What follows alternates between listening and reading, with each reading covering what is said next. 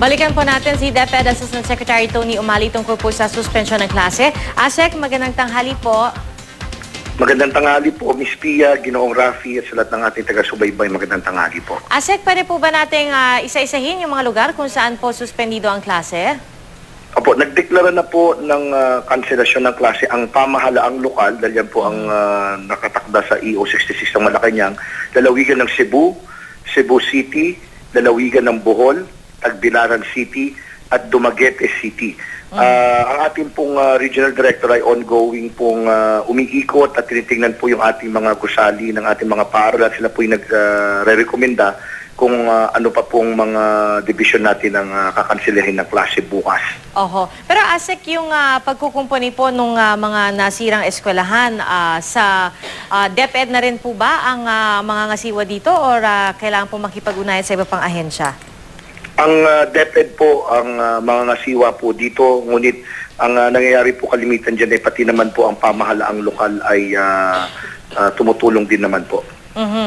Meron na ho ba kayong mga paunang ulat kung kamusta yung lagay ng ating mga paaralan dyan po sa mga affected areas?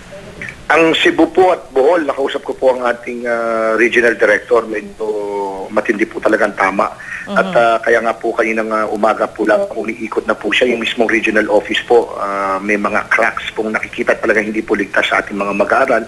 Kaya nga po nirekomenda kaagad. At ang utos po ng ating kalihim brother Armin Luistro ay siguruhin na huwag pabayaan ng mga bata na pumasok sa mga silid-aralan na hindi po ligtas. Kaya nga po ang lahat ng ating school division ay umiikot po ngayon.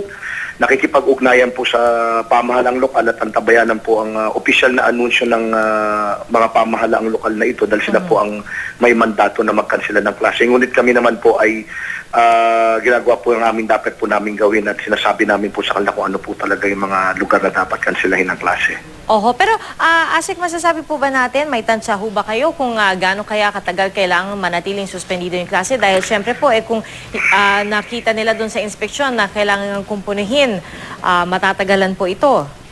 Abo, ang sabi po ng ating Regional Director Dulangon kanina po ay yung mga teachers at non-teaching personnel po natin dapat po pumasok, inspeksyonin ang paaralan, magulat sa ating mga inhinyero at sabihin, meron po kaming consolidated efforts po dito kung ano po yung mga paaralan na hindi po ligtas at mag-antabay po tayo sa iba pa pong anunsyo. So bukas po, antabayanan po natin kung ano po yung anunsyo kung maaari na pong pumasok o hindi. Dahil iniisa-isa po natin yan as we speak right now. Alright, maraming salamat po sa inyo, DepEd Assistant Secretary Tony Umali. Mabuhayo kayo, Miss Pia. Salamat po.